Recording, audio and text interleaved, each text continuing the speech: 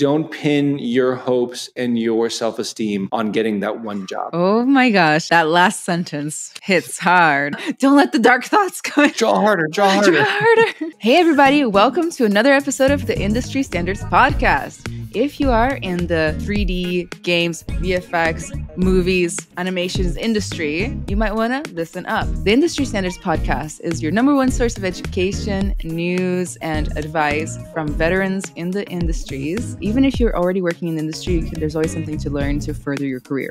Warm shout out to today's sponsor, the Ringling College of Art and Design's Virtual Reality Department. You'll hear more from them at some point in this video. My name is Ana Carolina Pereira, and I'm your host for today. I am a 3D character and technical artist working in games and VR, currently a professor at the Ringling College of Art and Design, and I do a bunch of other stuff too. Today we have a very special guest. Actually, a guest that Jonah, you were like one of the few people at the very beginning before I ever like tweeted that I was going to start a podcast that I was like, this guy needs to come on the podcast. I love that. So Jonah Lobe is a concept artist, 3D artist, illustrator, and a writer. If you work in games or you just like games in general, you've probably seen his work before because he's made one of the most iconic characters in, well, really like any game. Honestly, Skyrim is my number 2 favorite game. It used to be my number 1 favorite game, but things happened. I played The Witcher 3. Oh, okay. But he created characters for the Skryrim and Fallout universes, such as Deathclaw, the Skyrim Giant, and Alduin, the World Eater. He's a true veteran, having been in the industry since 2005, which, as you guys know, I've mentioned a bunch of times, like that is no small thing, okay? He started out at Bethesda as a character artist, and then he became a creative director at year 17. He worked as a streaming artist and creative consultant at Adobe, and even has given back to the community in the form of being an educator and, you know, making educational content and courses. He also has a YouTube channel at Jonah Lobe Draws, in which he shares tutorials, art theory videos, and more. And by the way, I checked your YouTube channel out, and it's like popping. I was like, oh my god, I'm gonna have to ask him some tips, you know, so that I can make my YouTube poppin' too.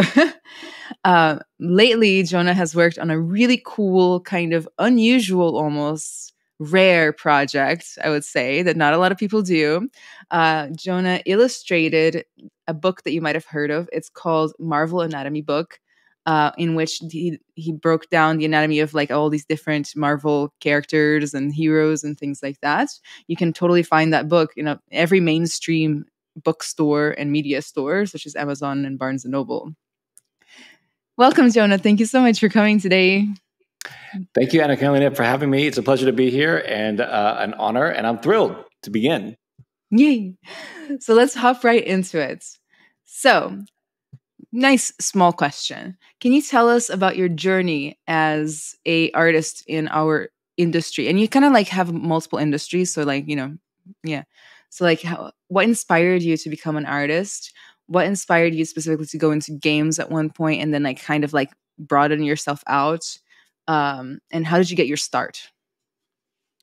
Yeah, I have always loved art. So when I was much younger, I did a lot of drawing. And then I went to a college and I was an art major at the college. And I knew while I was there that I wanted to become somebody who worked in either movies or games, preferably on creature creation. And that kind of spark really started when I was maybe like 11 or 12, and I bought the book, The Making of Jurassic Park. And I never really thought about the process of creating a movie and seeing all the art inside and seeing storyboarding for the first time. I'd never seen storyboards before. Animatronics, shots of the CG, which was completely new at the time. And basically seeing all these ways in which artists play a role in the creation of a film really opened my eyes to the idea that maybe I could do this and maybe I should do this.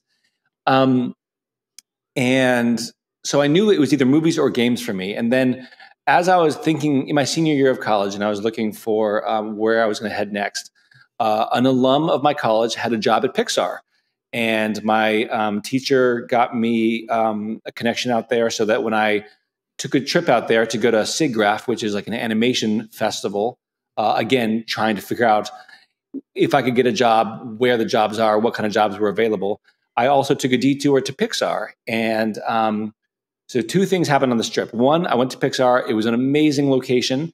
And then I met this guy who had gone to my school, and he was showing me the tech that he was working on that would allow water to bead on the cars in just the right way, which was cool. But then I looked at that and I thought to myself, I don't want to do that. Like that looks like a really boring, small technical part of a huge workflow. And I realized that if I were to work for movies, I would disappear into like the multitude of people, doing those jobs.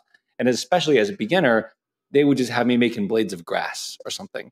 And at the festival, I realized, as I was looking through the employment section and all that, that I did not have what it took to get a job.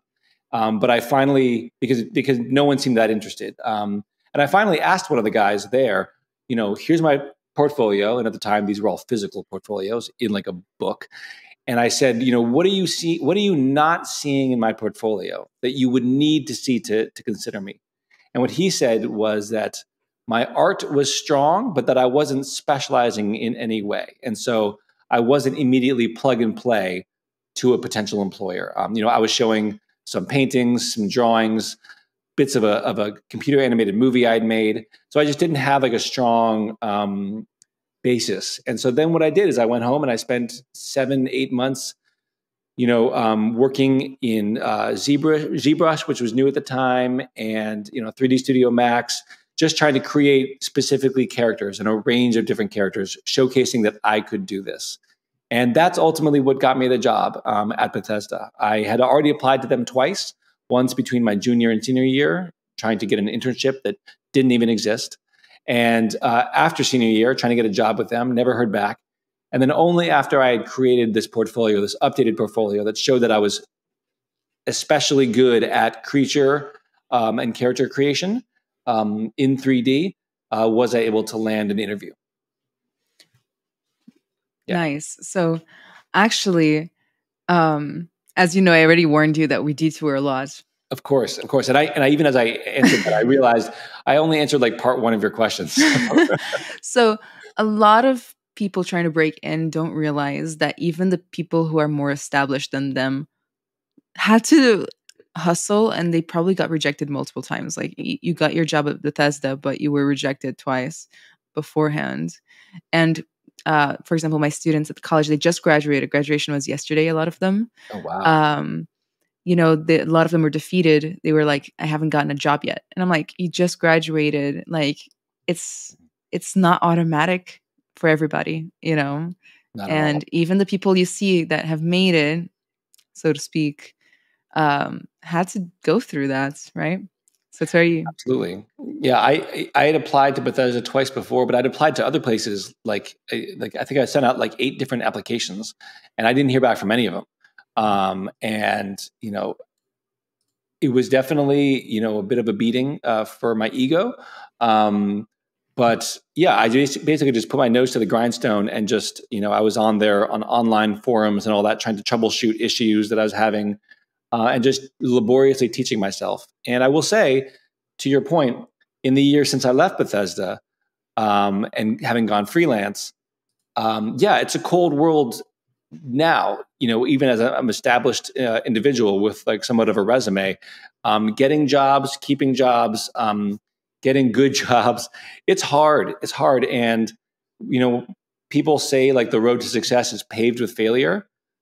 The older I get, the more I realize that that's true. I literally do, when I envision my life path to success, I see like for every stone that is a success, I see like 4 that are failures. And you just can't take them to heart. If there's lessons to be learned from those failures, absolutely find those lessons, take them and drill on them until you're no longer weak in whatever capacity, you failed, whether that's in anatomy or color design or something more job related, which is resume building, portfolio work, or just any one of these technical skills that could have been the downfall. Literally, some people are just bad at taking interviews, for example. Yeah, and unfortunately, that shouldn't have to count for a lot, but it does. It does count for a lot, and I think that. But I think that the key to always moving forward is to not give up on yourself and to recognize that you're going to hit failure your entire career. And it's when things work out, like that's what you do all the failing for. And if you don't do the failing, you're not going to succeed. It's just not, the two truly go hand in hand. Yeah. My gosh. So I read a lot of entrepreneurship books, and one had a quote that stood out to me, and I'm going to butcher it, but it was something along the line of like, if you want to double your success, triple your failure rate. You know, they really do go hand in hand. And if you're too afraid to fail, if failing hurts your ego and makes you feel worthless, like that's something to visit maybe with your therapist. Yeah. You know, you have to be okay to fall in your face a little bit. You absolutely do. I found, so I just made this anatomy book for Marvel. I started really, really, really working on anatomy in a 2D drawing form in my last year at Bethesda. That was about 13 years ago. And what I did, which I'd never done before, is I bought a sketch pad. And whereas before sketch pads had been places where I was trying to make cool art and draw cool things, etc., I got this sketch pad with the sole intention of just making bad art and just doing figure drawing based on the pictures I was seeing, but doing it fast, doing it with a pen so I couldn't even erase, and especially doing it with a pen and doing it fast and doing it from life. What happened was that almost 100% of all my art that I made for that book, in those books, because I ended up doing a lot, was not good or contained egregious missteps in them. But what I really did is I internalized the idea that I wasn't going to show this to anybody, and B, I was going for the numbers. I'm like, if the more drawings I can get out there, the faster I'll improve. And that's what happened is I stopped caring what my sketchbook looked like, and I started doing work 3 times faster than I normally would. And I ended up buying sketchbook after sketchbook after sketchbook, and they're all in a pile somewhere. I don't even know where they are. They could all burn for all I care. It doesn't matter, because those sketchbooks are just full of the failures that allowed me to get to the point now where I can sit down, and if I concentrate, I can draw a pretty decent human. But even to this day, I mess up all the time. I was streaming the creation of a comic book earlier today, and my drawings look terrible. I mean, they're just early preliminary thumbnail drawings, but it's garbage. But that's part of the process. Absolutely part of the process. Speaking of, you drawing and 3D modeling, so you have a career that's very broad as far as skill sets and focuses, right? Yeah. So I was curious. So how do you balance all that? Like all these skills and disciplines, like both on the day-to-day and like big picture, like does focusing too much on 3D ever hurt your illustration career and vice versa? Like, how do you balance? Yeah, it's hard. It's hard. When I was working at Bethesda, I was working almost entirely in 3D, and I was really hammering away at those skills, and my 2D skills were completely languishing. When I left Bethesda, there was like a 3 to 4 year period where I was transitioning from 3D into more 2D.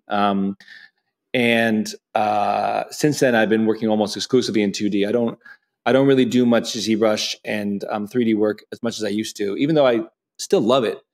I think the way I've managed to focus, even as disparate as these abilities are, is that I've always been focusing on like less technical workflows necessarily, and more focusing on the art, and just focusing on what makes me a better artist. So whether it's studying color with digital painting, color and light and shadow, that feeds into other things. I think the 3D modeling has helped me conceive more clearly of working in 3 dimensions, that kind of thing. Character art has always been a central part of things. But even as you're scrolling through this list here, you can see now there's black and white imagery. Those are all pen and ink works. And beautiful. The intention of that was to figure out, how does one, after all the character art I'd done, which is isolated characters in a vacuum, how do you compose an actual image, that it goes beyond just the characters themselves? How do you compose space? How do you work with space and composition? So I've always just focused as much as possible on, what is it that I want to be really good at? And so with the black and white pen and ink illustrations, for instance, which I did for about 1.5 years, I was really focusing on value form and composition. With the digital painting stuff, I was focusing on color theory and composition, and light and shadow, that kind of thing. So I always just try to make sure as much as possible. Sorry. I'm in New York, in case you can't tell. I always try to like zero back on, well, let's presume I stop doing what I'm doing, my specific gig, in a year.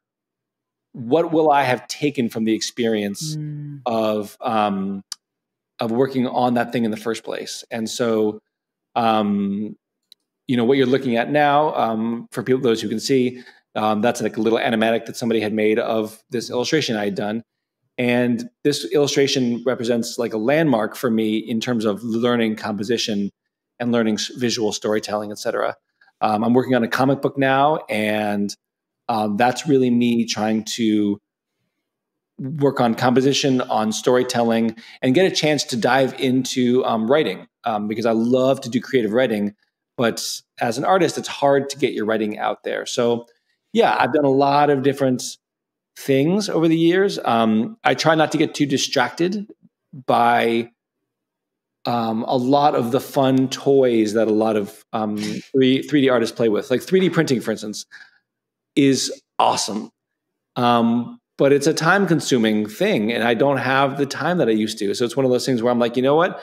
Something's got to give. And even though it looks so cool, I don't think I can do this, and really just trying to zero in on whatever I'm doing and focus on the big picture of like, what am I really getting out of it? When I leave this, how will I be a stronger artist across the board? It's kind of a scattered answer, but no, like it's that I like that. Like you have how do I put it into words? Like a targeted approach to extracting value out of your experiences, which not everybody has. A lot of people are just flying by the seat of their pants. Right? Yeah. And I'm kind of like you in this case as well, where I think there's something to be learned from every experience. And that's truly what makes the experience worthwhile. And then, not just that, but also being able to talk about what you learned that way, I call it getting credit for it when I'm talking to my students, especially when I'm working on their resumes. And I'm like, why didn't you get credit for all the stuff you did, in your resume?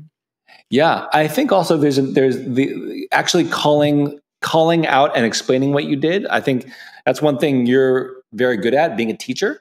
I think being able to verbalize the accomplishments and verbalize your thought process helps to clarify in your mind even what you did and then what you can look for next time. And so I think just really exploring that in a verbal fashion can help to drive home, like, okay, what do I really want, going forward? This was a big piece. This is all pen and ink.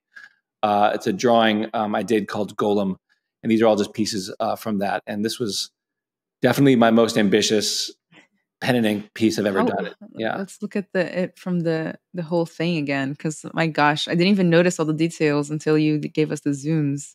How big is this in real life? It's not that big. It's like 35 by 25 inches or something. It's not huge, but it's very detailed. Yeah, this piece almost killed me for sure. But this was one of those circumstances where I was doing it. It was like art as therapy, kind of. I was kind of in like a weird headspace in life, and I wanted to do something for myself, and I wanted to spend maybe too much time on something with the intention of just trying to do it and do it well, and hope that over the course of doing it, I felt a little bit better, I 100% understand this. I also have been going through some personal things lately, and it's part of why I'm so excited to be here so that I can, focus my energy on something. But art and projects can be such a good way to self-soothe. I don't know if that's what you were going for when you made this, but for me it is. Yeah. Yeah. Self-soothing is a big part of it. And then giving my brain the space and quiet to think, is nice, because I think we do a lot of like background processing in our head. And when we're making art, we're using certain parts of our brains, but other parts of our brains can run a little more amok at the time. Yeah. And so the hope, at least, was that I could achieve some kind of brain space. Yeah. For me, when I'm making art, the other parts of my brain get louder. Unfortunately. Oh, no. I'm like, don't let the dark thoughts go in. Draw harder. That's why I love tech art, actually. It's because if I can use the language part of my brain, which doesn't always activate when I'm making visual art, I can make the dark thoughts go away. So speaking of, art process and you learning through arts and using art to distract yourself or things like that, like what would you say is the process from beginning to end of you making your art, both professionally and personally? And is there a difference between the two? That's interesting. I think it's gotten to the point now where there's not much of a difference between the two of them. I'll just have to work faster if I'm in a production environment. Yeah. And especially as a freelance artist, the line is, gets blurred between what's personal and what's professional. So, I just spent 15 plus months working on Marvel Anatomy, and that was professional. And I was really regimented with my time, and I was just really trying to just schedule everything just so and really bang things out. And now I'm making a comic book, which I've never made before, and I'm doing it for myself. But obviously, I'll run a Kickstarter. I'll hope that I can actually make money on it. I don't know. But the process is, now that I'm doing it, is looking remarkably similar. So I'm going through, I'm thumbnailing all the pages one through so that I have a strong understanding of everything I have to do. And then once those are done and kind of locked in, I'll probably open up Excel and just create like a couple, write down all the pages and then say, like, is the sketch done? Is the secondary sketch done? Is the ink done? Is the toning done? Is the writing in? That kind of thing. And I think it'll be similar. But zooming out a little bit to projects in general, I always start rough. I always start loose. I always move very quickly. I iterate a number of times at the beginning of a project because you might think what you want from the word go, and that might be the case. But I find almost always that when I sit down and actually start trying to make good art, it's usually bad. I kind of have to warm up and I kind of have to get loose. And so if I want to do a project, I'll draw several different iterations of a similar idea. And even if I go with the original idea, I often come up with something, some other cool ideas from the other ones that maybe I integrate into that one. Yeah. That's awesome. I also love iteration. I actually teach a class in college that I designed called iterative design. Perfect. Yeah. I mean, it helps you because, what you and I do and what the people who listen to this program do is we take ideas that are in our minds and put them out into the real world. And when we imagine this thing in our mind, it's like totally crystal clear. And it's like, oh, I can totally see it and all that. And you can't really, right? Like you think you can, but you can't. And there's actually a lot of blurriness, similar to like in a dream. You can remember something very vividly, but when you try to remember the specifics of it, like it's all a mush, right? Mm-hmm. And so I think putting things down on paper and doing several different versions of them and trying to both iterate and narrow down, but also, just throw curveball and wacky ideas in there just to see what sticks. The end result, as you know, it's much better.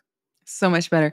I always use the example of the Sonic the Hedgehog movie where they announced the movie and they had the trailer come out and Sonic was hideous. Do you remember that? Yes. And so it got so much pushback, but the movie was already done, compositing and everything, the animations, that was all done already as far as I know. And they got so much pushback that they pushed the deadline of the movie by 6 months. The release, I guess. And they crunched for 6 months to remodel, re-rig, re-groom, reanimate, recomposite Sonic the Hedgehog. And in the end, it was very well received, but the studio that made Sonic went bankrupt. I didn't know that. Yeah, they closed. So they could have found out a lot sooner that the audience would have a horrible reaction to Sonic if they had just gone through the proper iteration cycles, which does include testing, Yeah. like, and sometimes testing is just us, the artists, looking at it and giving our own opinions to ourselves, right? But like testing, seeing what the audience would feel is a huge part of iteration, Absolutely. And we should not, even in a circumstance like that, discount non-artists, because their reaction is going to be just as honest. They might not have the vocabulary. Sorry? Probably more honest. Yeah, probably more honest, exactly. And they might not have the vocabulary to explain exactly what it is that you did not do right, but they can tell you whether they like it or not. And that's, they're not, the customer's not all, customer's right often. Yeah. So, Jonah, you've been around a long time, and you've probably is that a bad thing? I think it's a good thing. I can't wait till I've been around a long time. It is a good thing. I just hit 40 though, and it's like it comes with a whole host of Yeah. I recently hit a landmark age for me as well, so I get it. Yeah. So you've probably met a lot of people. You've dealt with a lot of beginners, especially when you were an educator. And I was wondering if you have any good advice for aspiring artists, both illustrators and character artists that are trying to make it into the industry right now. Yeah, this is quite a time to be getting into the industry. There's so much movement and so many things going on, and opportunities are at an all-time high, and competition is at an all-time high, I feel. And in many ways, it's like both very exciting, and I don't envy people who are going into the job market now.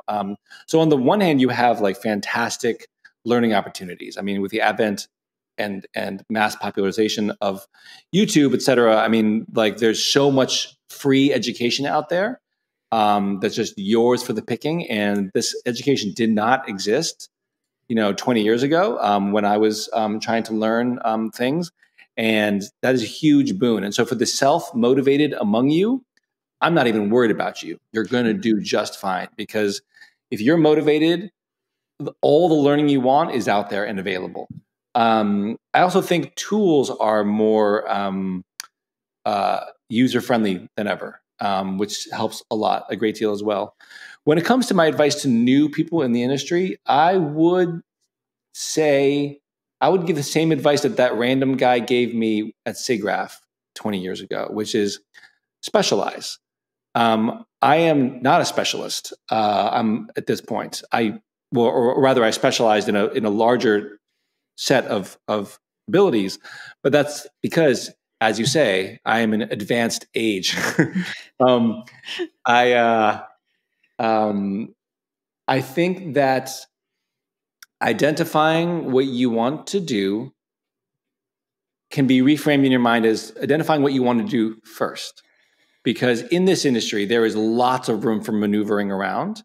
And simply picking something at the beginning is probably maybe one of the smarter directions you can go. The reason being is that if you're a newbie and a generalist, people just assume that, yes, you can model, yes, you can texture, yes, you can code, yes, you can script, but you're probably not very good at any one of those things. You can kind of you have the tools and you can put these things together. And that is not to say that these tools are not incredibly valuable, but because you're at a so-called novice level, you're not going to be taken as seriously in that regard. Being able to do one thing really well will be I think will serve you very well at the outset.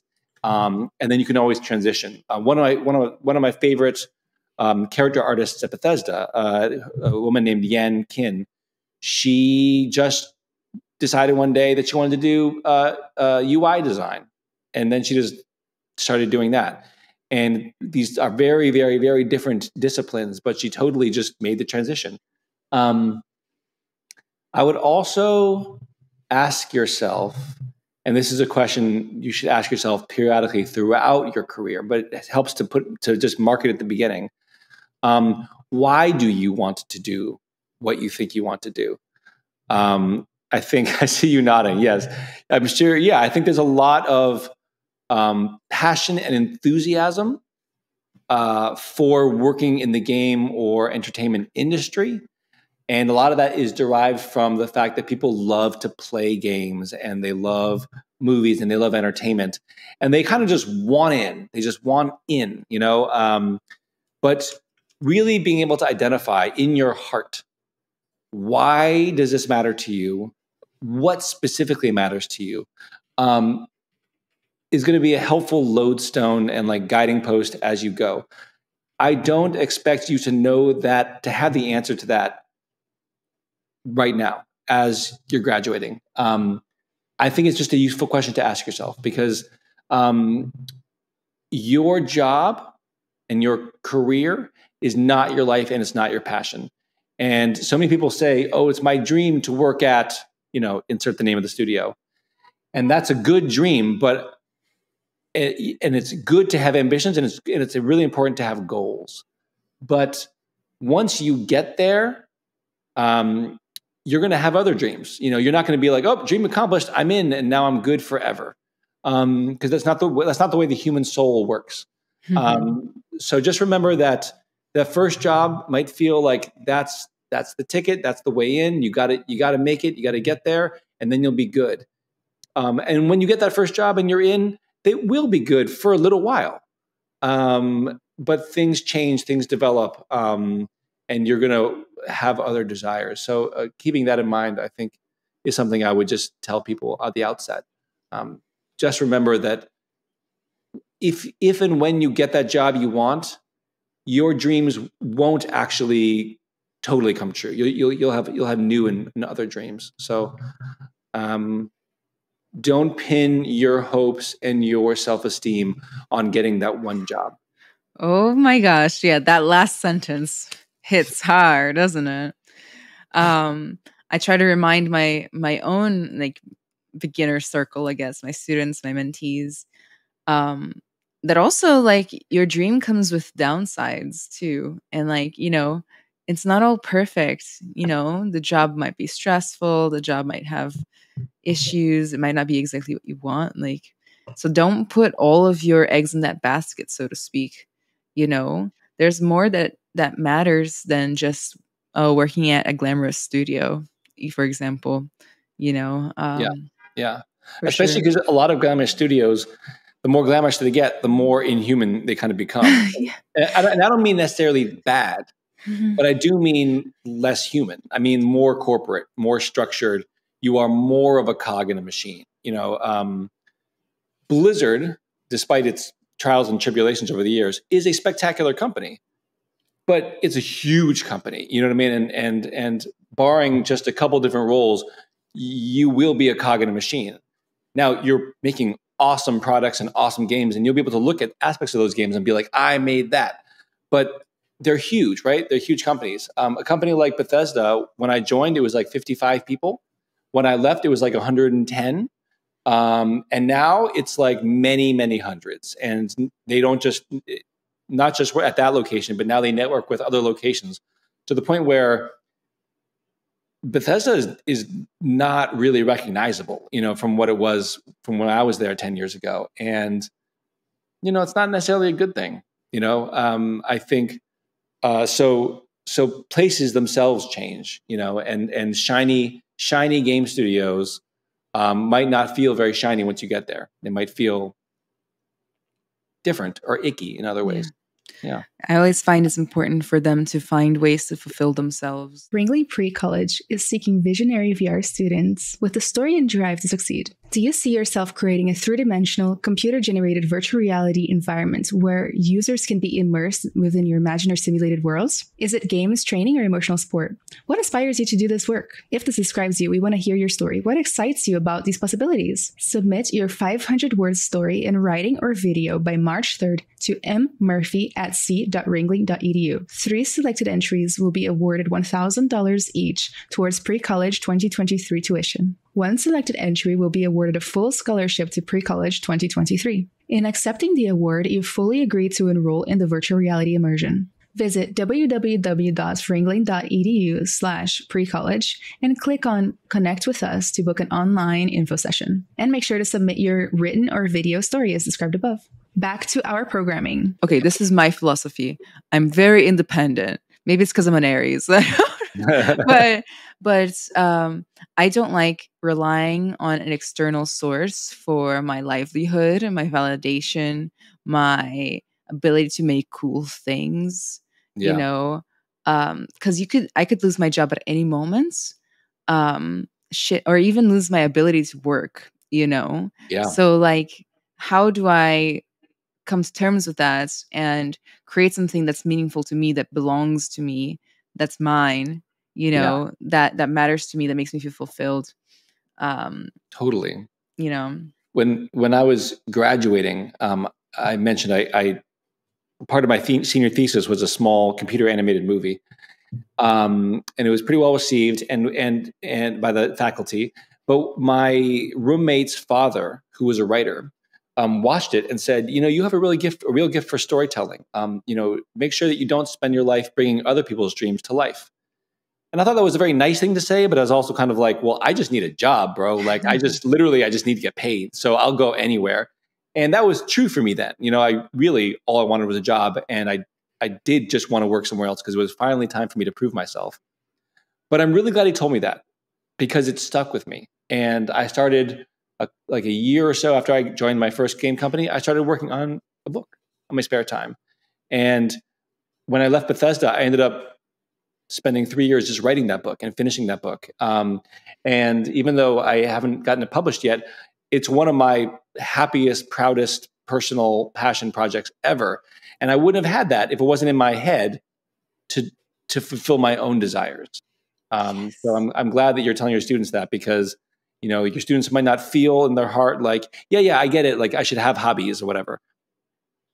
It's more than that, you know. Like, and again, they don't have to have the answer yet. No one expects them to have the answer, but do remember that, as you say, your dreams are not external things.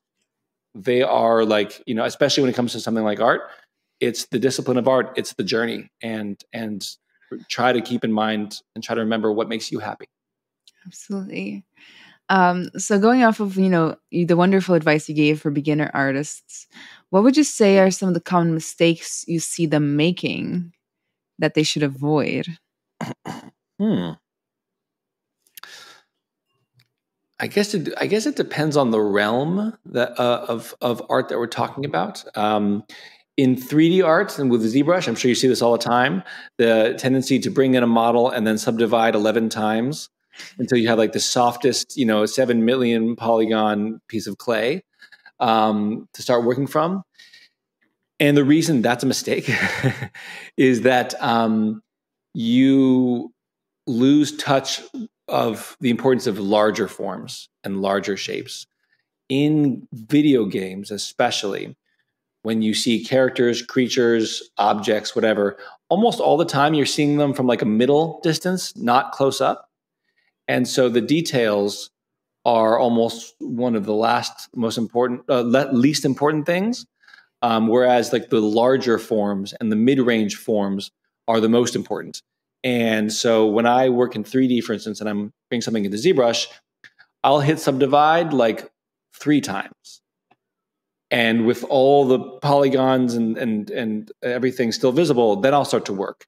And I'll really stretch those to a point where they look pretty bad so that the form is much closer to where I want it to be. And only then will I hit subdivide again and then continue to work. So yeah, and then I guess the when it comes to 2D art, when it comes to painting and digital art, I would say avoid primary colors as much as possible and focus as much as possible on keeping your color systems and color layouts muted and simple and not saturated, because saturation and brightness draws the eye, and if the whole thing is too bright and too colorful, then it becomes this big clownish thing.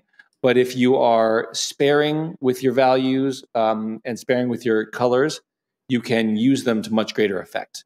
Some of the most easily, I mean, almost uniformly, some of the most powerful painters that I can think of use a palette that is much more muted, and then they save those saturated bright colors for the areas of interest and drama. And then when it comes to drawing, I think doing a lot of thumbnailing and loosening up your hand is really important. I remember showing off my sketch pad to a friend of mine that last year at Bethesda, and him looking at my sketch pad and saying, "You draw from the wrist." And he could just tell that just from looking at me. And what he meant was that I held my arm rigid, but then I moved my hand around as I was drawing. Mm. And he's a cartoonist, and so he's all about the round, loose, flowing shapes. And he was like, "No, dude, draw from your shoulder, swing your entire arm as you work." And I started doing that. I immediately became more fluid, and I immediately enjoyed my line work more. So that's more like physical thing. Like, don't be rigid, loosen things up. Don't grip the stylus too hard. Just, it helps a lot. Yeah. Nice. So we kind of already touched on this briefly, but I've been dying to ask like this whole time. So before my Twitter got hacked, right now my Twitter's hacked. What? I know, I'm locked out. It's been 2 weeks. Do you know how it happened? Somebody got access to my old email address from like middle school, which is the one I used to open my Twitter. And then they got in, they changed the Twitter password and associated email.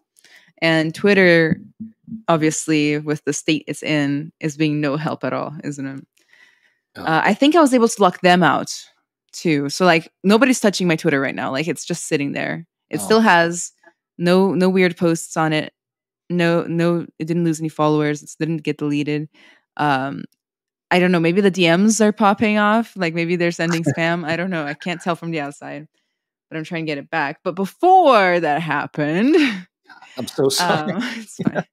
Honestly, I got a lot of other things to worry about, right? Before that happened, I saw a tweet from you, and you were talking about how as a freelancer, it can be tough to like stay afloat and have stability financially or with work, coming in. Yeah. And you even said in the thread that like a lot of people will look at you or people like you and they'll be like, this person made it already. Like, Right. and have no idea that times could still be scarce, I guess. Mm-hmm.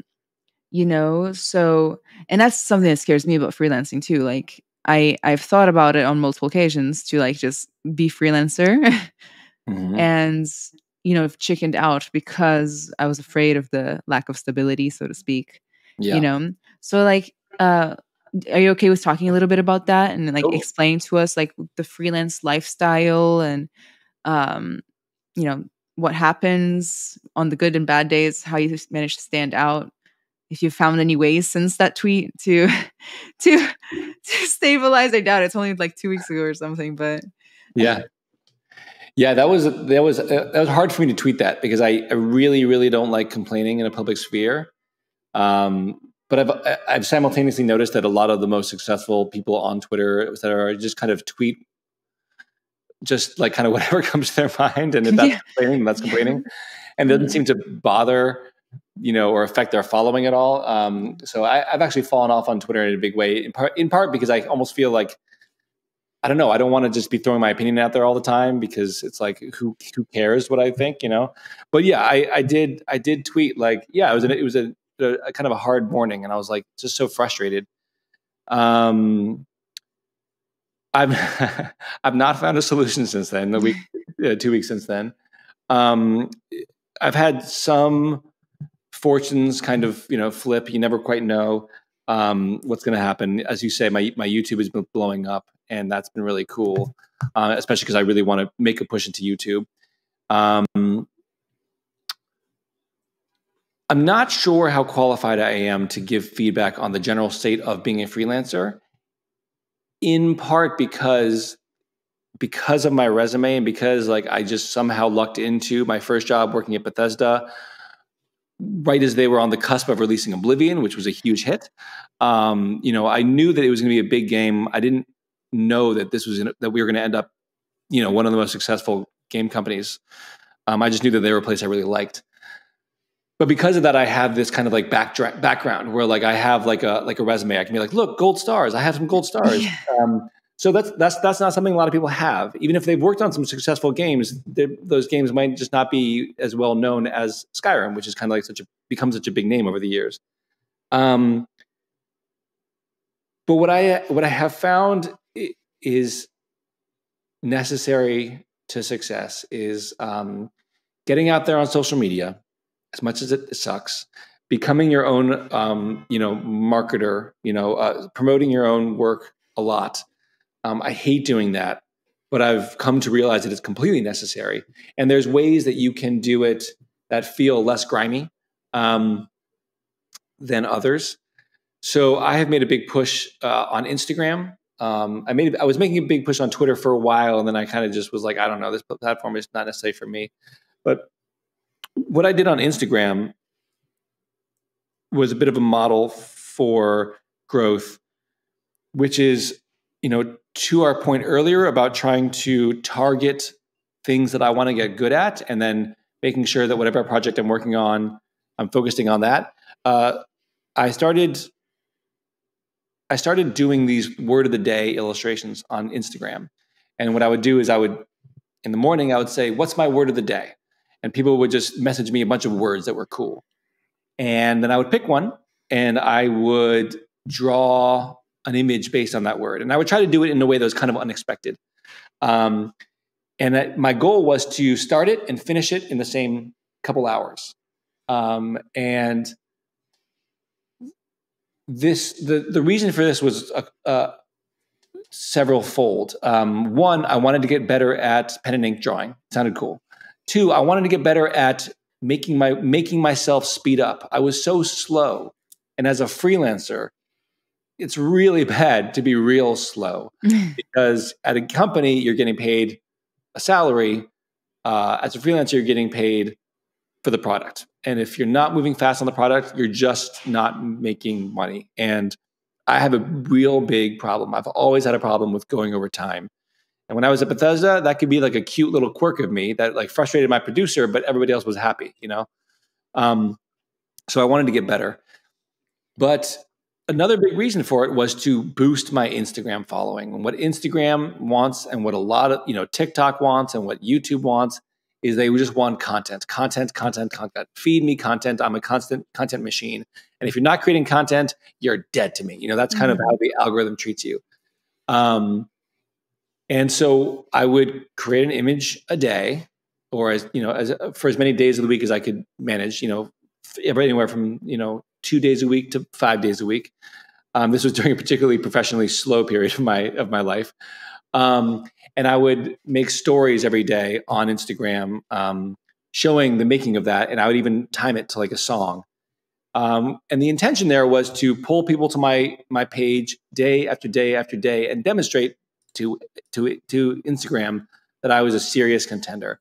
And what happened after a while, and it really felt like they were turning on the faucet, followers started pouring in and my views started spiking and all these things. And it's not, what I thought was the case, which is that you make one cool piece of art, it goes viral, and now you've made it. Hey, you got 100 new followers. Thanks. I thought you create one cool piece of art, you go viral, you get 100,000 followers, and you're in. And that's not the case remotely. What you have to do is you have to create content all the damn time just to get big. So that was my way of beginning that journey. And I've ended up getting, Marvel Anatomy was a job that I got because I was visible on social media, on Twitter and on Instagram, and I had the bona fides. And so I got the gig. So my personal, I'm a bit long-winded and I apologize. But my personal advice for freelancers is you have to get out there. You have to show your face. You have to show your work. And you have to just hustle. And you sometimes have to identify who you want to work with. Why, you have to network with them. Don't be afraid to reach out to people on social media. That's what it's there for. 20 years ago, if I wanted to reach out to George R. Martin or anyone, I basically couldn't. I couldn't. And now I could just chat with him. And he doesn't follow me, and he probably wouldn't respond to me, but he might if I came up with something interesting to say. So the barrier to entry to connect with people is almost zero now. And so not being afraid to get out there, make the connections, talk to people, it helps a lot. Yeah. I'm not sure how effectively I answered your question. I think I just No, talked for a you while. answered it perfectly, because it's exactly what I say. Like, how are people supposed to hire you as a freelancer if they don't know you exist? Yeah. Nobody wants to go through every person's Fiverr account or something like that to find No. you. No. So whenever my mentees ask me about this, it's always the same answer, which is visibility. Yeah. It's Yeah. that simple. Visibility, because your visibility and your reputation, of course. I think those two go hand in hand, really. Yeah. Because if you are really visible for the wrong reasons, then that's bad too, That's bad too. So actually, like, it's weirdly better to be visible for the bad reasons than to just be a bad person who's not visible at the same time. Like, it's a weird thing. Like visibility will get you paid. Like, it's a thing, It is. Yeah. Because I think people have a very short list of, when they have a job in mind, they have a short list of people who they know could do the job. And then there's a whole like big question mark of like maybe the other people out there who could do it as well. But if you can get on someone's short list of people who might be useful for the job, 9 times out of 10, they're just going to call you. Like they're just going to contact you because they know you and they know that this is something you can do. They trust you. They're lazy a little bit. I mean, Yeah. I am. I only call in my friends for jobs. Yeah. You know? Yeah. And it's probably the same like 8 to 10 friends, like who. Mm-hmm. Yeah, exactly. I help my friends eat. Yeah. Nice. So yeah, absolutely. Because, the more visible you are, the more opportunities you're going to get. It just is how it is. And my mentees, they're like, okay, then Anna, well, do you have a magic solution? And I go, well, what about consistency, constantly making content and producing and going out and meeting people? And they're like, that sounds like a lot of work. I'm just going to post it on my art station one time and hope for you the get best. nothing from that. I haven't gotten a single job from art station. Some people do. Some people get a lot of job opportunities. I do not. Yeah, exactly. I think consistency is a huge part of it. I think don't be afraid to post an image and then post the same image three months later. Oh my God, yeah. Mm-hmm. Especially if it's like one of your best works. Because the people who follow you, who have seen that before, chances are they like it. And so they're not going to be mad at you for showing it again. And then the people who haven't seen it are going to have their minds blown. So yeah, exactly. It's consistency in producing, as you say. So, and I think in social media, the word social is big in there. Just talking to people and making connections is unfortunately really important. I like it, honestly. I mean, if I didn't, I wouldn't have this podcast, right? Where I'm literally forcing people to talk to me. A lot of people, it's, I think social interaction is nerve-wracking, and self-doubt can be very crippling. As you know, it doesn't come naturally to people. But I think that the internet provides us a certain level of anonymity, and we don't have to face a person face to face, and we can be as charming as we want in 140 characters. Even if it takes us 30 minutes to compose the perfect tweet, whatever. But yes, it is a grind. It does suck. It's not that fun all the time. But unfortunately, you have to, if you're going to work for yourself, you have to find work for yourself. And other people don't find work for you. So I certainly don't recommend freelance for a lot of people. And that's I wish I could, but it's a hard world out there. I think one of the few reasons why I can do what I do is because I'm married to somebody who has a very steady job and who believes in me. And and so when on years when I make very little, and there are years when I make very little, we're not hugely adversely affected. Now, are we affected? Yeah, and I think I'm old enough now and far enough in life to be, for the amount of money for me to be making right now, to simply not be remotely enough. But we'll see. I think that you're showing clips of Marvel Anatomy right there. Marvel Anatomy was a job that I think will open doors for me, down the line. And it's a nice stepping stone, I think, to something else. So it's the kind of thing where I had to do it, had to take it, even though it darn near killed me. But yeah. Yeah, I have this. Sometimes I'll take freelance opportunities, and this goes against everything I preach. So get ready if you're one of my students or mentees. But sometimes I'll take opportunities that pay a little less, just because they're going to pave the way for something better later. Yeah. So I have high standards for payment, but I make exceptions because if I think it's an investment. Yeah. And so, that's something to take into consideration. So, Jonah, since we're both into social media, you're of course twice as famous as I am, or more. Let's make a little list. By the way, that only happened in the last year. The last year has been fruitful for them. Yes, exactly. But I think a year ago we were neck and neck, and then because I was working with Marvel, it just pushed me ahead. Yeah. Now I got to work with Marvel. Okay. Exactly. Good to know. Back and forth. The competition is good. Let's go. So step number 1, find somebody to compete with. I don't know. So let's make a list of like types of content you can create, because all of my mentees, they're like, oh no, I only finish like one art piece every 2 months. So that's one post every 2 months. And I'm like, babies, hold up. No, you can do, if you're doing 3D art, you can do multiple angles. Yeah. You can do a turntable. You can film it with your phone. You can film yourself with your stylus rotating it on your Wacom if it has a screen. You can do behind the scenes stuff like this, like a whole beautiful montage that Jonah made here of like himself drawing. And then like the before and after, like it goes from the screen to the book. That was really cool. So like if you have a 3D printer and you 3D print your work, if you're a 3D artist, you can like show the before and after. And certainly, Jonah, like I know a couple of secrets about social media. I know that you probably didn't record yourself actually drawing this. It was probably just for social media, like a little moment at the end, like I'm just going to erase this a little bit and then do it again for the video. Yep. You got me. That's exactly it. That's exactly what I did. Yeah. So you don't even have to interrupt your own process, like save out multiple versions of the file as you go along. If it's digital, and then go back, and record yourself working over it a little bit for 5 minutes. All these images are in Photoshop layers, so I can just hide all the layers except for layer 1, and then be like, "Look, I'm starting a piece of art," and I can do that, for a piece of art I did 3 years ago, 5 years ago, 10 years ago, and be like, "Look, I'm starting a new piece of art," and then I'll just fake it, basically. I think there's something people really like in this, and also to your point about posting a finished piece of art.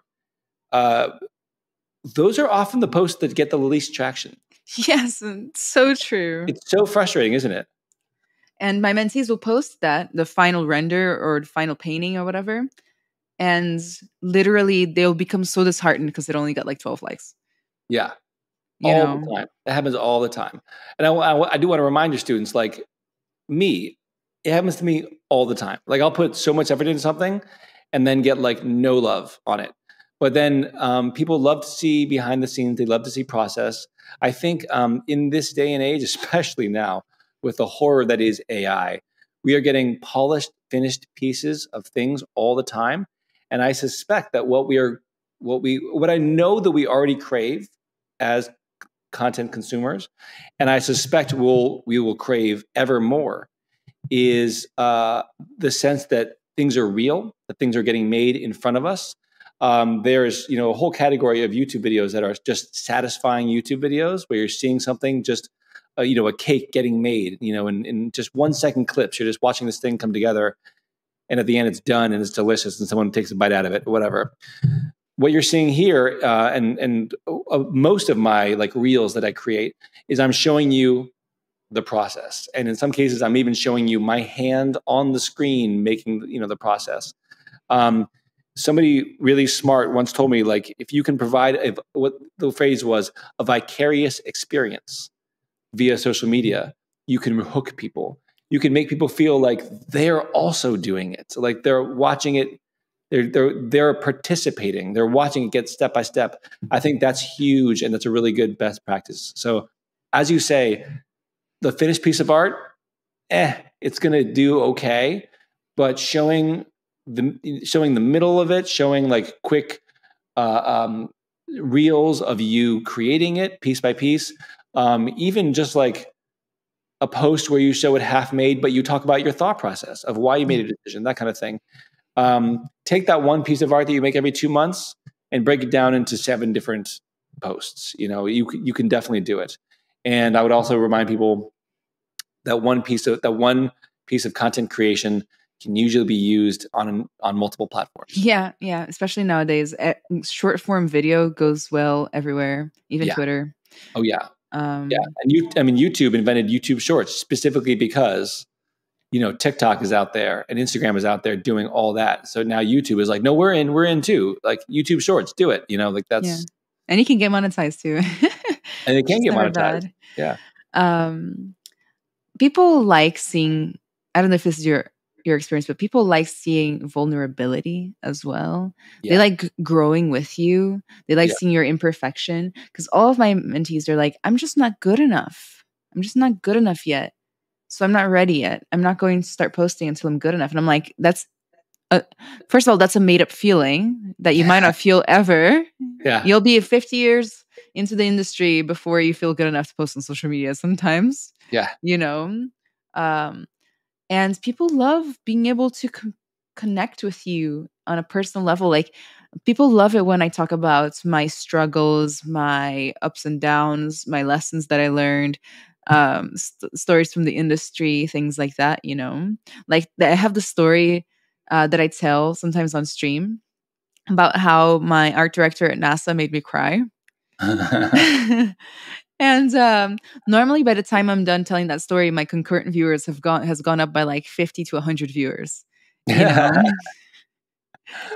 And people want those love stories. That stuff. Yeah, they can relate. I think that especially when you see somebody just even streaming online or whatever, you're like, oh look, that person knows what's up. They're doing a thing. Like they're.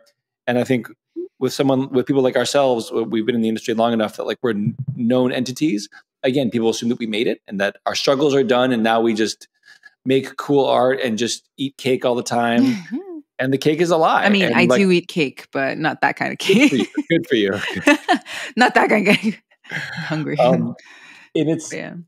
I think. When you mentioned that post I made a couple of weeks ago about like being frustrated about finances, et cetera.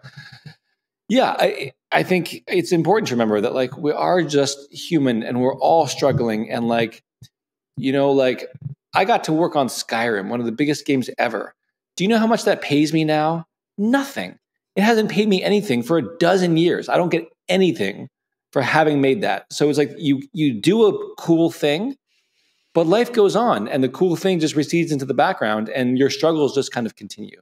But I think you're right. When it comes to social media, people really appreciate hearing what you're going through, whether it's good or bad. I think of it less like you're building a fan base and more like you're investing in a community, and you're going to do much better and you're going to be much happier. Because especially for a lot of young artists, they would be interested in following others who are at their similar skill level, but who seem to be making progress, right? And who are striving. And I think showing that vulnerability, showing where you're at, even if it's not that good enough, can be really helpful because people can really relate to that. And it makes them feel not so alone, honestly. And I think, I'm sorry to keep going. But I think when it comes to something like trying to quote make it and trying to achieve your dreams, it can be a profoundly lonely experience because you never like get that dream job along with your best friend. Like you don't, like it's you getting the job or not, and that's basically it. And so it's a profoundly lonely experience walking this road. Even just the discipline of art or any discipline, trying to become better at it, it's lonely, it's long. And you, by definition, walk most of the way by yourself. And so being reminded that there are lots of people like you who are going through a lot of the same things is really nice for people. Yeah, absolutely. So I was gonna like do another quick segue. I'm just gonna ignore the last question so that we can move on to the rapid. But quick little segue. Like, we are so lucky, guys, to be. Yeah, sure, we are at the beginning of AI, and that feels unlucky to some of us. But we are so lucky to be at a time where we can take our destiny into our own hands. There used to be a time where, like, in colleges and in the industry, like, we looked down on anime, and manga art, because that doesn't make money in the West. Like, you'd have to go work in a studio in Japan or something. Guess what? That doesn't matter anymore. The internet's here. Patreon, Kickstarters, like, just YouTube ads. Like, you can make money on your own now, as long as you know how to build community. Yeah. Which, again, all starts on social media, to be fair, in my opinion. You can self-publish a book on Amazon. You can literally do so much. We are no longer stuck always having to find an agent or a publisher or somebody to, control how much money we make, basically. Yeah. So, take that into consideration. It's the best time to, like, follow your heart. And as long as you can, like, do what we do and do the social media and do the community outreach, man, you can be unstoppable, Yeah, I think community outreach is a huge part of it, for sure, and just engaging with people. But as you say, like, there's so many, like, potential ways of getting money, of making money. So much of my money just comes from just very disparate sources. It helps. It doesn't all amount to a lot, but I can live on it. So it's and the taxes suck. Like, to get all that random stuff filed. Sorry, it's fresh. We just did taxes not that long ago. Oof. I feel that. I really, really feel that. Yeah. Yeah. So it's a fantastic time to take your own destiny into your hands, and like, maybe not even depend on freelance contracts that much. Just do them to further your knowledge and your reputation. Which is what I do now, by the way. Like, I hate freelance. I avoid it at all costs, except when I think there's, like, something there, like, and I can do that because I have a full-time job. Like, that's a good thing to mention, right? But yeah. But yeah. So I will still ask the last question, and we'll just talk about it briefly. So yeah, sure. A lot of people have a really hard time committing and being disciplined and staying steady with the schedule, especially if it's self-driven. Right. So my mentees, for example, they'll set up a calendar for a project and then not stick to the calendar. And there's nothing I can do because, like, this isn't college. I can't give them a bad grade and kick them out or call their parents. You know what I mean? Yeah. So a lot of people are lacking that discipline. And you, in particular, have worked on long-term projects, both for yourself and for clients, such as the Marvel Anatomy book, which you said was 15 months, and you had to stay steady. And I imagine that if you had procrastinated a lot during that, you might have suffered even more. Did you? You didn't, right? I mean, sometimes the first 6 months, I think I was a little bit more loose because I had a little bit too much confidence in my own abilities. That happens too. It's like a different kind of procrastination, isn't it? So, like, how do you stay motivated and disciplined when meeting deadlines, really? Yeah. It's tricky. It's something I'm still getting used to. I think I'm a big believer that discipline is a muscle, and you have to work it, and you have to, they say that the hardest part about going to the gym is just going to the gym, is just like putting your clothes on and getting out of the house. That's the hardest part about going to the gym. And I think the same thing applies to art and to projects. The hardest part is just sitting down and just doing it. But recognizing that you're not going to mastermind it in one go, that failure is part of the process, and that you should not get frustrated about that. I think you make a schedule, you really just try to do it no matter what's going on. You tell yourself, I have to do 1 hour of this thing today. And you sit, and then you just have to sit down at some point. You have to carve it out. And you have to sacrifice. You have to be willing to sacrifice other things in your life. You have to sit down and just do that thing for 1 hour. And you might just make garbage for an hour. You might just sit there and go in circles for an hour. That's okay. You should walk away from that hour feeling good about yourself. And I think that's a part of the problem of discipline, is that when we lapse, we feel bad about ourselves. Or when we then commit after we haven't been doing it for a while and we're all rusty, what we do sucks. That's part of the process, and that's going to happen.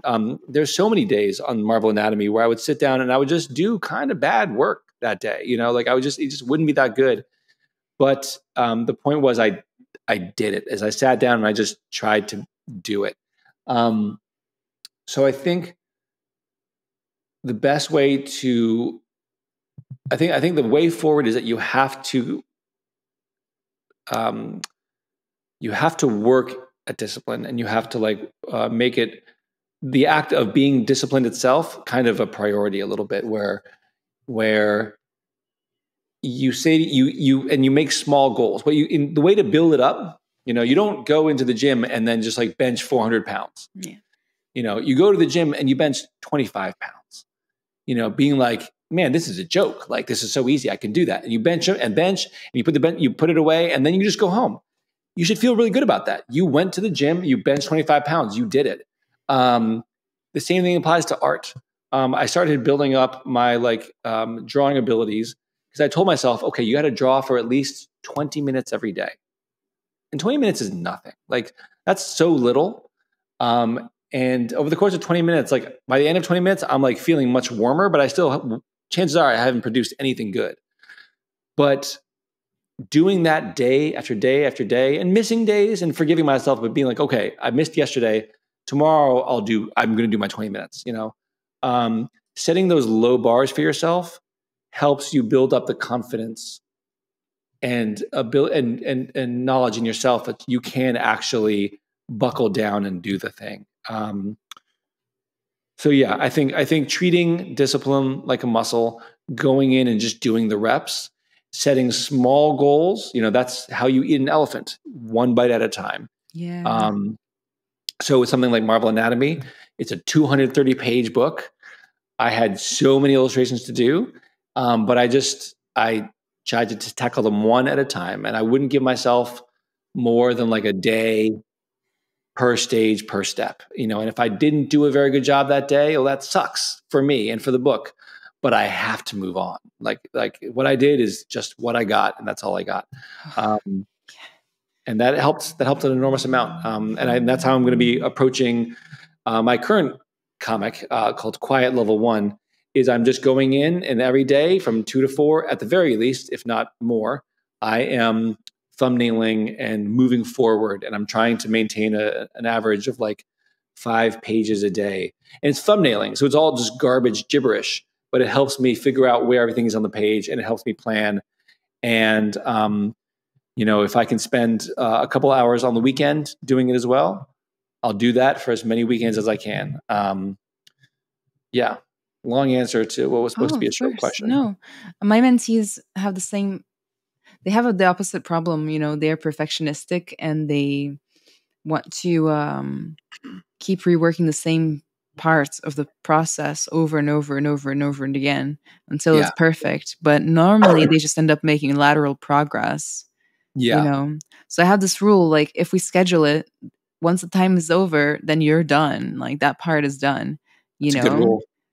That being said, again, it's hard. And literally, this is something I'm struggling with. It's hard to hold that up since I don't have any way to punish them. No, it's a good rule, especially because you're training them to work in production environments. Yeah, mm-hmm. That's what I'm trying to do. And It works for a lot of them. And then eventually it works for the rest too. It takes a long time because it's a habit is so hard to shake because they're putting all of their self-worth into that piece or even that piece of the process, Yeah. But sometimes done is better than perfect, right? It's most of the time done is better than perfect. That's why I did that word of the day thing, is because it drilled into my mind, like, you will start this today and you will finish it today. And I do think learning to finish is an art. Like it's learning to finish is such an important part of the step of the process. And it's the one we get to the least. So I'm glad that you're treating your students to like wrap it up, finish it up, because I think you can polish something forever. And there really is like a diminishing returns situation, There is. Yeah. Are you ready for the rapid fire questions? I'm not known for being rapid, but I will give this a go. Let's do it. Okay. So, what's the worst advice you ever got in your career? Oh gosh. I always start with the most cruel question. I need to think about that. Oh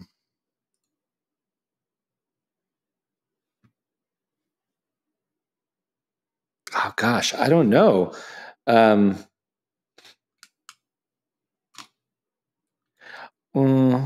Well, this doesn't apply to everybody.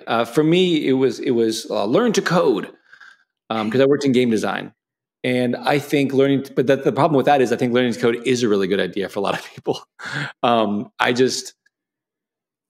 As we mentioned before, I really want to focus always on becoming a better artist, and I just felt like coding, it's like a whole other art form. So I ditched it and I moved on, and that worked for me. But the reason I hesitated to say that is because I actually think it's probably good advice for other people. Well, it depends on your priorities, doesn't it?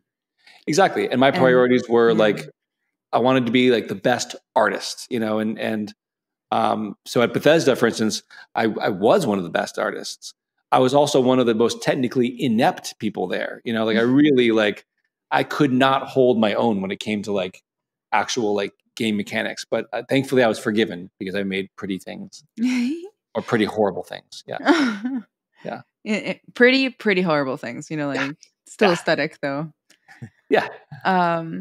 What are your thoughts on the current state of AI? Oof. That's not a quick answer. I hate it. I hate it so much. It gets me down a lot. It gets me down because I worry about the coming generation of artists and creatives. I worry that it will crowd people out. I worry that it will steal jobs. And I worry that it will deprive artists and creative professionals deprive them of huge steps in the journey of art. Because I think that the journey of art and the journey of creativity is so valuable and so wonderful and so magical. And I think outsourcing creativity is just like horrible. I think there's a lot of sunnier answers out there, involving like, oh, it's a tool. It can help us achieve nice results faster, et cetera. But I do worry about it because, for instance, I can put an input into a computer saying like, generate this particular image. And I can use that just as a basis for a piece of art. And, probably in the future I will at some point, not right now because the whole thing is creeping me out, but I might do that in the future. But, and it can give me a really cool composition and I could use that. But I won't know why it's a good composition because I don't know composition. And it can give me a nice color palette. And I'll be like, sweet, look at this color palette. But I won't understand why it's a good color palette. And so it's like, I worry that it will hamstring students and creative professionals of the future, where like I'm deeply concerned that like, they might achieve shortcuts to creating really cool results later on down the line. But I feel like older folks like myself will have a stronger, more powerful, more ingrained sensibility that didn't come because we were talented. It's because we spent countless hopeless hours, like struggling and thinking and pondering and all these things. And these are like, self-doubt and work, these are like bad feelings, but going through them makes you a stronger person and a more powerful individual. And so, yeah, my short answer is that I worry about the future of human creativity. And I don't want anyone to be robbed of the journey, because the journey is the point in my mind. Nice. I have a feeling I know the answer, but what are the most important skills that you think are necessary to become as an accomplished artist as you? I think focusing on the pillars of art, form, line, color, are probably like the most important.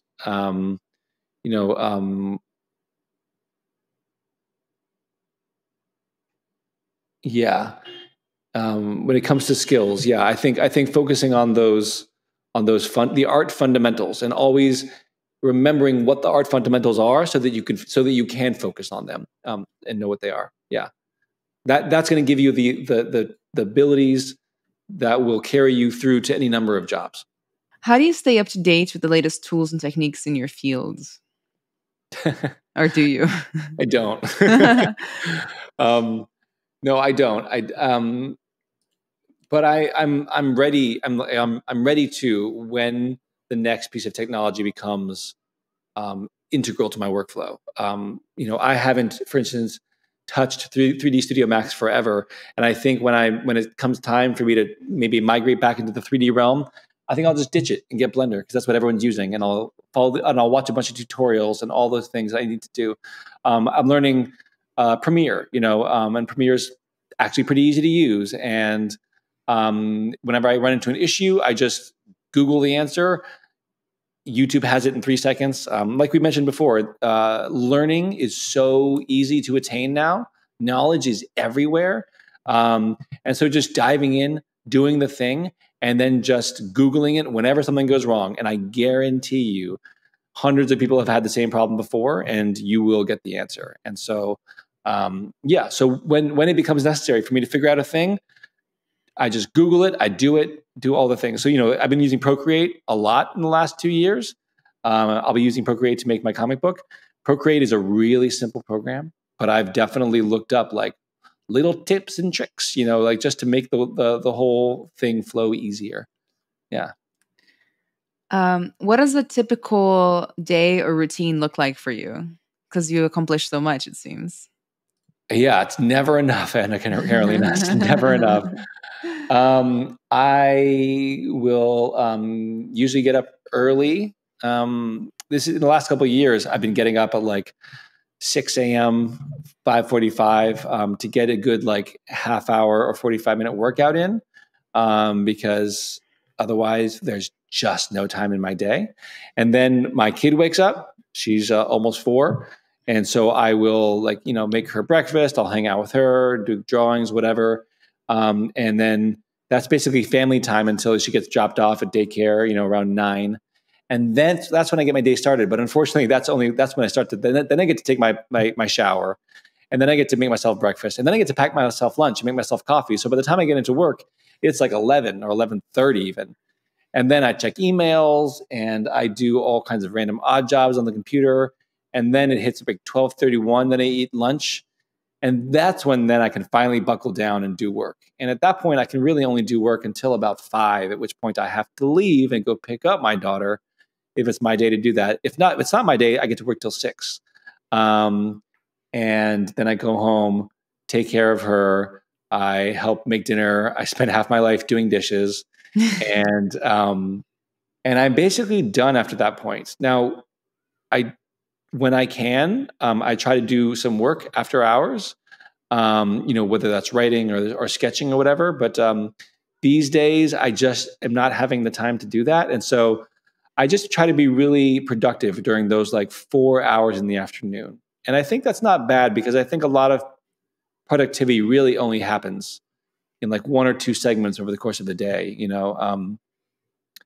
and so I try to stay really focused on that. So, and these days I'm doing 3 times a week. I'm doing streaming, and I do that for 2 hours a piece. And That's Monday, Wednesday, Friday. And really the goal of that, in addition to building awareness of my comic book and things like that, and to continue to build following, a lot of that is to keep me on track with my art. If I'm streaming, well, then I'm not checking my emails and I'm not looking at my phone, so yeah. So I try to focus fire during that time. That's also how I got into streaming too. I needed that external accountability and schedule. Yeah. Yeah. And you've been streaming for so long now, like quite a while. It's 5 years, I think. It's only been 5 years. You've been prolific doing it. 5 years and with a few breaks in the middle. Wow. Last question. Where do you get your inspiration from? All over. I get asked that a lot. I think that the world is a incredible place, full of inspiration everywhere. And I think you just have to cultivate eyes that can see it. Just looking out the window now, buildings and trees and equipment, construction equipment gives, really cool ideas. I love nature. Obviously, I'm a creature designer.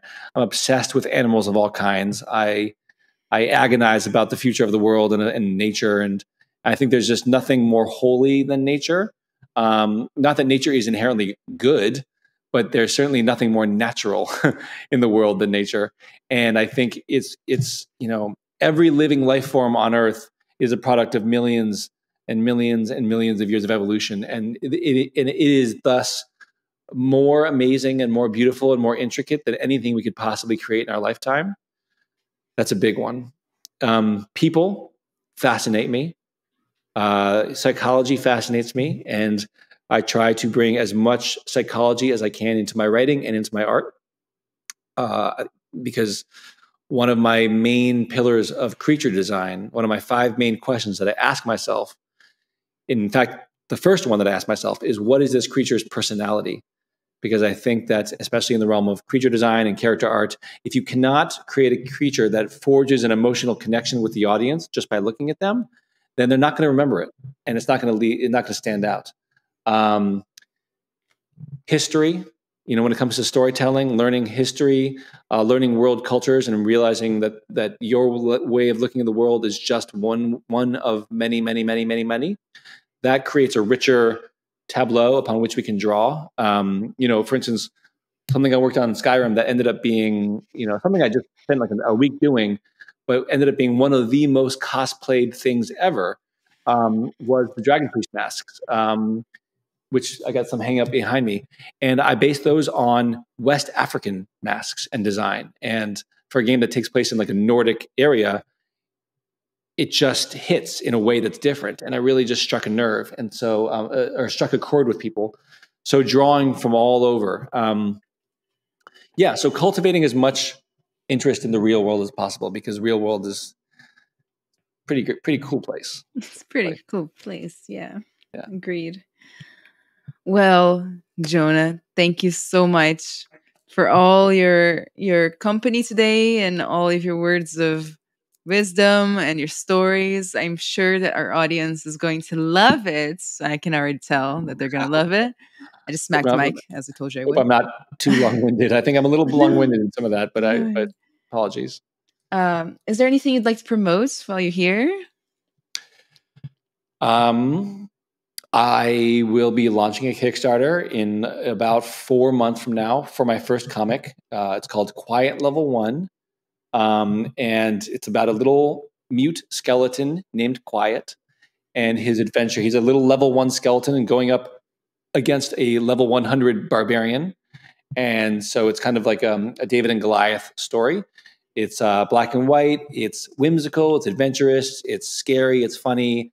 And I would love anybody who's listening right now to follow me and follow that journey along on social media, and come join me on Twitch. I know a lot of you guys listening are creatives and want to be creatives and artists and writers and world builders.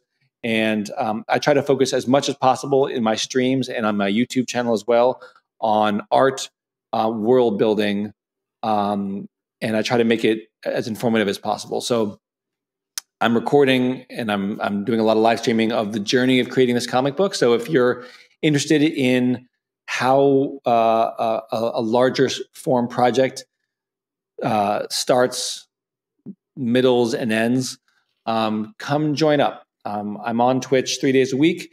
I have a lot of YouTube content that I'll be constantly updating, and of course on Instagram as well. So I could use all the help I can get because I don't know what I'm doing. So come on through and say hi. Nice. Definitely do that, folks. For me, you can find me at AnnaCarolina_art on every platform. I know you already know that my Twitter's been hacked, but you can still follow it, for whenever I come back. But I have Instagram where I post almost daily reels of behind the scenes and jokes and honestly a lot of shit posts too. And you can find me on the ZBrush Live channel whenever I do twice a month ZBrush demonstrations where I both talk about 3D sculpting, but also career topics, kind of similar to the podcast, but more targeted because I get to talk to you guys directly. And also, I have a mentorship program, which now has new spots. You can find that on Teachable. The link will be down below, as well as all Jonah's links will be below as well for you guys to check them all out. So you can come have one-on-one meetings with me, and that can range from tutoring to, coaching to just whatever you need. I do it's kind of crazy. We do everything. We do like mock interviews, resume building, like strategizing for your career, setting up your portfolio, projects, critiques, all that stuff. Thank you again to our sponsor of today, the Ringling College of Art and Design's virtual reality major. And I will see you all in the next one. Oh, by the way, like, follow, and subscribe. Share this podcast and other podcast episodes with your friends in the industry, people that you know might benefit from this. That way, we'll be able to continue to grow and continue to bring on super fun and nice guests like Jonah. Thank you so much, Jonah, for all of this. I appreciate it so much. Thank you so much for having me. This was an absolute pleasure, and it was a privilege to hang out with you, and I love it. Love it. We'll stay in touch, okay? Bye. Pleasure. Hope to talk soon.